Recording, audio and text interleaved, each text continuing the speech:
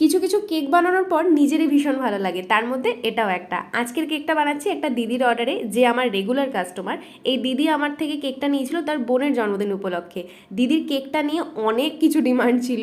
এই কেকের মধ্যে যা কিছু ডিজাইন করেছি সবটাই দিদির কথা মতনই। তো এই দিদি কেকের ফ্লেভার থেকে শুরু করে কেকের কালার কম্বিনেশন, টপিংসে কী কী অ্যাড করতে হবে এই সবটা সিলেক্ট করেছিল তার বোনের পছন্দ অনুযায়ী।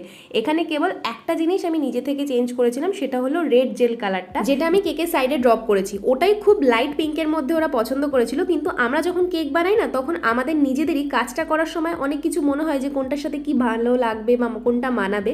তো এই কালারটা দেওয়াতে আমার কাছে মনে হচ্ছে এটা বেশি হাইলাইট করেছে। আর তোমরাই দেখো কেকের আউটকামটা কতটা সুন্দর এসেছে। আর আমার কাস্টমারের কেক নিয়ে কি রিভিউ ছিল সেটা কিন্তু তোমরা একদম শেষে দেখলেও সেটা বুঝতে পারবে।